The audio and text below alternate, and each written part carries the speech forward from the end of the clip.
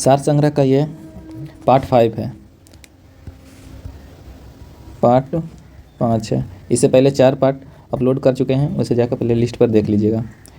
तो चलिए स्टार्ट करते हैं। इसमें जितना भी क्वेश्चन है सब पूछा हुआ है और आने वाले एग्जाम के साथ। पहला है, सिंधु सभ्यता में तौल की इकाई अनुपात क्या होता था? तो वह 16 गुना होता था।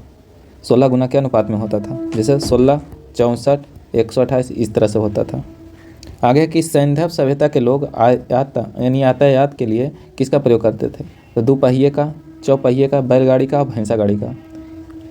अगला है, मेसोपोटामिया के अभिलेख में वर्णित मेलुहा शब्द का अभिप्राय किससे है? तो सिंधु सभ्यता से है। तो मेसोपोटामिया कहाँ का था? तो वह मिस्र। अगला, हड़प्पा संस्कृति का शासन संभवतः किस वर्ग के हाथों में था? तो बनिक वर्ग के था, बनिक वर्ग के हाथों में था। अगला कि हड़प्पा एवं मोहनजोदड़ो को एक विस्तृत साम्राज्य की जुड़वा राजधानी किसने कहा था? तो पिग्गट ने कहा था, पिग्गट ने। अगला कि सिंधु सभ्यता के लोग धरती को क्या मानकर पूजते थे? तो उर्वरता की देवी मानते थे। अगला है, वास्तविक चिन्ह समता किसकी देन है? तो वह हड़प्पा सभ्यता की देन है। सिंधु सभ्यता में किस देवता की उपासना सर्वाधिक प्रचलित थी? तो मातृ देवी की। अगला है कि नखलिस्तान सिंधु सभ्यता के किस स्थान को कहा जाता है? तो वह मोहनजोदड़ो को कहा जाता था। अगला, हड़प्पा में एक अच्छे जल प्रबंधक का पता स्थान कहाँ चला था? तो वह धौलावीर से, जो कि गुजरात में है। अगला कि हड़प्पा सभ्यता में मोहर किससे बनी थी? तो वह सेल खड़ी की। किसके बनी थी? तो सेल खड़ी की। हड़प्पा के निवासी किस खेत में रुचि रखते थे? तो शतरंज में। खेत नहीं, खेल में। किस खेल में रुचि रखते थे? तो वह शतरंज में। अगला है कि हड़प्पा के किस नगर को सिंधु बाग यानी सिंध का बाग कहा जाता था? तो मोहनजोदड़ो, जो किस नदी पर है? तो सिंधु नदी पर। अगला है कि हड़प्पा सभ्यता के संपूर्ण क्षेत्र का आकार किस प्रकार का था? तो वह त्रिभुजाकार था। कैसा था? त्रिभुजाकार था, जो 30 लाख किलोमीटर में लगभग वर्ग किलोमीटर में फैला हुआ था। अगला है, सिंधु घाटी के लोग किस हथियार से परिचित नहीं थे? तो वह तलवार से, वह लोहा से परिचित नहीं थे। अगला है कि एकमात्र हड़प्पकालीन स्थल कौन सा था जहाँ निचला शहर समानता लोगों के रहने के लिए भी किले से घिरा हुआ था? तो वह कालीबंगा। कालीबंगा कहाँ था? तो राजस्थान में। अगला, पर्दा प्रथा एवं वैश्यवृत्ति किस सभ्यता से प्रचलित है? तो सिंधु सभ्यता से। हड़प्पा के लोग कौन सी फसल में सबसे आगे थे? तो वह कपास में। कपास में सिंधु सभ्यता के लोग सबसे आगे थे। अगला, हड़प्पा के लोगों की सामाजिक पद्धति कैसी थी? तो उचित समाजवादी थी, उचित समाजवादी थी। अगला, सिंधु सभ्यता के लोग किस प्रकार की बर्तन का प्रयोग में लाते थे? तो काले रंग के डिजाइन के लिए लाल मिट्टी के बर्तन का प्रयोग करते थे। अगला, सिंधु क्षेत्र में उत्पादित कपास का ग्रीक या यूनान के लोग किस नाम से पुकारते थे? तो सिंडोन के नाम से पुकारते थे। अगला है कि किस हड़प्पकालीन स्थल से पुजारी की प्रस्तुत मूर्तियाँ मिली है? तो वह हड़प्पा सभ्यता से। अगला है कि किस सिंधुकालीन स्थल से एक ईंट पर बिल्ली का पीछा करते हुए कुत्ते का पंजे निशान मिला है? तो वह चंद्रहुद्रो से, जो कि पाकिस्तान में वर्तमान। अगला है कि किस हड़प्पकालीन स्थल से प्राप्त जार पर चोंच में मछली दबाए चिड़िया एवं पेड़ के नीचे खड़ी लोमड़ी का चित्रांकन मिला है? तो वह लोथल से, जो कहाँ? गुजरात में। अगला कि सिंधु सभ्यता के विनाश का संभवतः सबसे प्रभावशाली कारण क्या था? तो वह बाढ़ था। अगला, आग में पकी मिट्टी को क्या कहा जाता था? तो टेराकोटा कहा जाता था। आग से जो पकी हुई मिट्टी था उसे टेराकोटा कहा जाता था। अगला है कि गर्तवास यानी गड्ढा में सबसे गड्ढे के साक्ष्य कहाँ मिले हैं? तो कश्मीर के नवपाषाणकालिक पुरास्थल, जो कि बुर्ज होम में है। अगला कि रोमन सिक्के कहाँ से प्राप्त हुए हैं? तो आर्कीमेडू यानी पदुचेरी के निकट से मिला है। आगे देखिए कि पूर्व वैदिक या ऋग वैदिक संस्कृति का काल कब माना जाता है? तो वह माना जाता है 1500 ईसा पूर्व से 1000 ईसा पूर्व को ऋग वैदिक काल। और उत्तर वैदिक काल को माना जाता है 1000 से 6000 बीसी पूर्व को। आर्य शब्द का अर्थ क्या होता है? तो कुलीन या श्रेष्ठ होता है। आर्य शब्द का अर्थ क्या होता है? कुलीन या श्रेष्ठ होता है। आर्य की भाषा कैसी थी? तो संस्कृति थी। आर्य कहाँ से आए थे? तो मध्य एशिया से आए थे। आर्यों का मुख्य व्यवसाय क्या था? तो वह पशुपालन और कृषि, जो कि गाय और गेहूँ। पशुपालन में गाय और गेहूँ, कृषि में। आर्यों ने सबसे पहले किस धातु का खोज किया था? तो लोहा का। उत्तर वैदिक काल में लोहा का खोजा हो गया था। अगला, आर्य शब्द इंगित करता है निर्जाति समूह को इंगित करता है। अगला कि वैदिक गणित का महत्वपूर्ण अंग क्या है? तो शुल्क सूत्र। अगला है, वेदों का संकलनकर्ता किसे माना जाता है? तो महर्षि कृष्ण वैद्यपायन वेद व्यास को माना जाता है। अगला है, वैदिक धर्म का मुख्य लक्षण किसकी उपासना थी? तो प्राकृतिक की। किसकी थी? प्राकृतिक की। ऋग्वेद का कौन सा मंडल पूर्णतः सोम को समर्पित है? तो वह है 9वां मंडल। कौन सा है? 9वां मंडल। अगला है, गायत्री मंत्र किस पुस्तक में मिलता है? तो वह ऋग्वेद से मिलता है, जो कि 10वें मंडल में है। अगला स्रोत एवं प्रार्थनाएं किस वेद से संबंधित है? तो ऋग्वेद से। ऋग्वेद में कुल कितनी श्रुतियाँ हैं? तो 1028। ऋग्वेद में कुल कितने रचनाएं हैं? तो 10,462। ऋग्वेद में इंद्र के लिए कितने हैं रचनाएं? 250। अग्नि के लिए तो 200। इसको याद रखेगा। अगला है कि ऋग्वेद युग की प्राचीनतम संस्था कौन सी थी? तो बृहद। ऋग्वेद में सबसे पवित्र नदी किसे माना जाता है? सरस्वती को। और यजुर्वेद का संबंध किससे है? तो स्रोत, कर्मकांड और बलिदान विधि से। यजुर्वेद का पाठकर्ता को क्या कहा जाता है? अथर्वणीय कहा जाता है। कौन सा वेद गद एवं पद दोनों में है? यजुर्वेद। अथर्ववेद का अर्थ क्या होता है? पवित्र जादू। पवित्र जादू होता है। प्रथम विधि निर्माता कौन था? तो मनु, जो कि मनु स्मृति। अगला है कृष्ण भक्ति का प्रथम और प्रधान ग्रंथ कौन सा था? तो श्री भगवद गीता था। अगला है वैश्विक दर्शन के प्रतिपादन कौन थे? तो उकुल कनाद थे। कौन थे? उकुल कनाद। मीमांसा दर्शन के प्रतिपादक कौन थे? तो जैमिनी थे। कौन थे? जैमिनी। वेदांत दर्शन के प्रतिपादक कौन थे? तो बद्रनारायण थे। कौन थे? बद्रनारायण। 850 ईस्वी से 600 ईस्वी तक काल का युग को क्या कहलाता है? तो ब्राह्मण युग कहलाता है। न्याय दर्शन को किसने प्रचलित किया था? तो गौतम ने। न्याय दर्शन को प्रचलित किसने किया? तो गौतम ने। प्राचीन भारत में निष्क को क्या कहा जाता था? तो स्वर्ण का आभूषण को कहा जाता था। योग दर्शन पतंजलि। उपनिषद पुस्तक किस पर आधारित है? तो दर्शन शास्त्र पर। अगला है कपिल मनु द्वारा प्रतिपादित दर्शक प्रणाली कौन सी थी? तो सांख्य दर्शन। कौन था? सांख्य दर्शन। भारत में लौह धातु के प्रचलन के प्राचीनतम प्रमाण कहाँ मिले? अंतरजी खेड़ा से। अगला है कर्म का सिद्धांत किससे संबंधित है? तो मीमांसा से। किसे? मीमांसा से। उच्च वर्ण नारी का निम्न वर्ण पुरुष के साथ विवाह क्या कहलाता था? प्रतिलोम विवाह कहलाता था। वैदिक काल में संस्कारों की कुल संख्या कितनी थी? तो 16 थी। गायत्री मंत्र की रचना किसने की थी? तो वह विश्वामित्र ने किया था, जो कि ऋग्वेद में। उपनिषद काल के राजा अश्वपति किस स्थान के शासक थे? तो कैकेयी के। आगे देखिए कि वैदिक नदी कुंभा का उद्गम स्थल कहाँ था? तो अफगानिस्तान में। कहाँ था? अफगानिस्तान में। प्राचीन भारत में मुख्य वही शब्द किसके लिए प्रयुक्त होता था? चावल के लिए। विष्णु पुराण किस वंश से था? तो वह था मौर्य वंश से।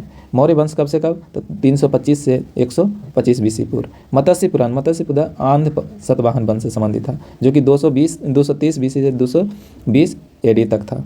वायु पुराण किस वंश से संबंधित था? तो गुप्त वंश से। किससे? गुप्त वंश से। 240 ईस्वी से 550 ईस्वी तक। अद्वैतवाद का सिद्धांत किसने किया था? तो शंकराचार्य ने। अब विशिष्ट द्वैतवाद का सिद्धांत किसने दिया था? तो रामानुजी ने। अद्वैतवाद का सिद्धांत किसने दिया था? तो माधवाचार्य ने। महावीर के पिता का नाम क्या था? तो सिद्धार्थ। या ज्ञात्री कुल से थे। क्या कौन सा कुल से थे? ज्ञात्री कुल से थे। महावीर की माता का कौन सी कुल से थी? महावीर की माता के नाम त्रिशला, जो कि लिच्छवी राजा चेटक की बहन थी। अगला है महावीर के बचपन का नाम क्या था? तो वर्धमान था। महावीर को किस नदी के तट पर ज्ञान की प्राप्ति हुआ था? तो ऋजुपालका नदी, जो कि बिहार साल वृक्ष के नीचे हुआ था। महावीर के प्रथम अनुयायी कौन थे? तो उनके दामाद जमाली थे। प्रथम जैन भिक्षुणी कौन थी?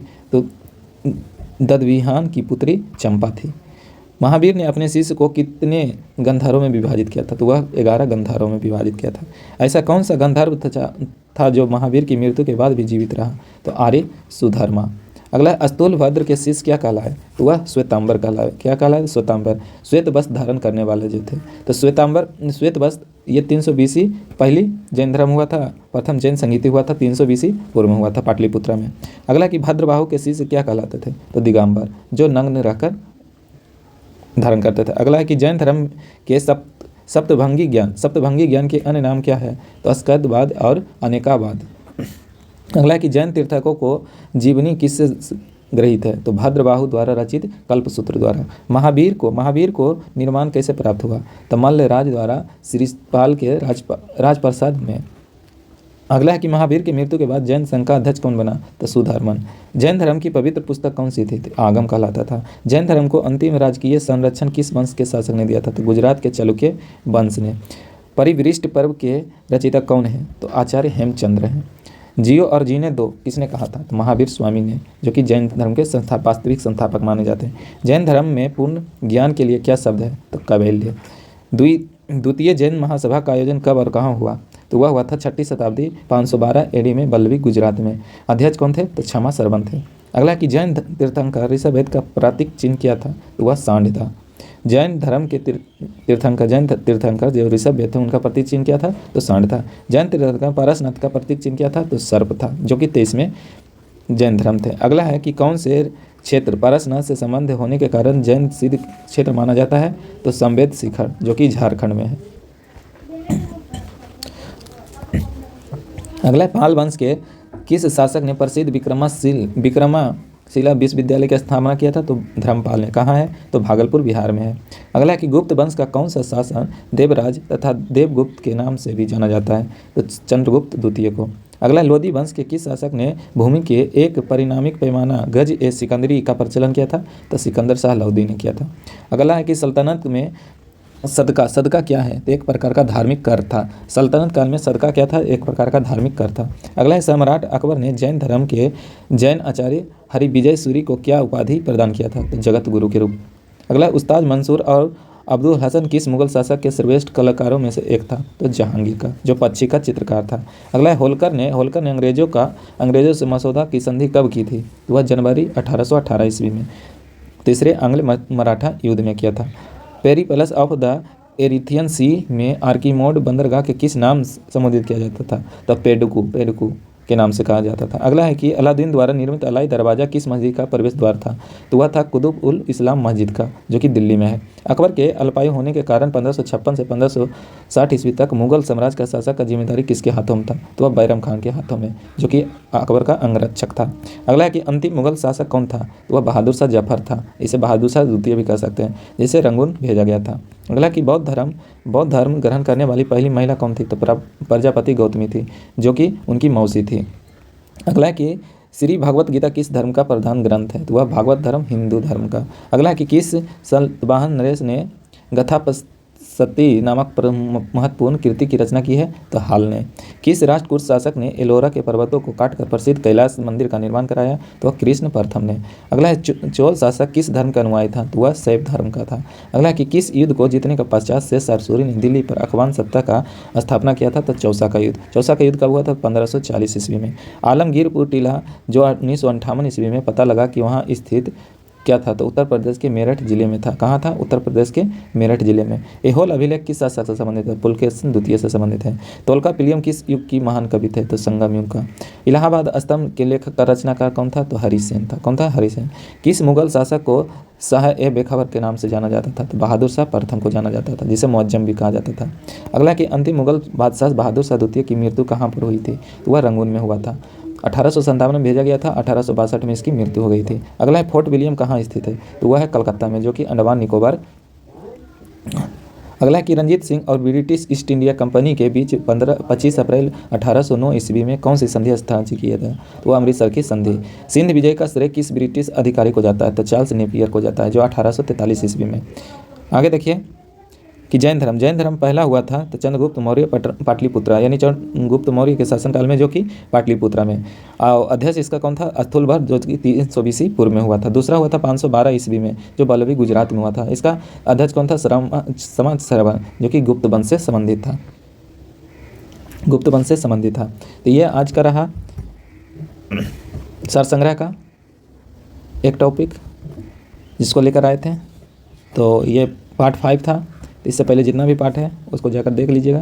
तब तक लीजिए।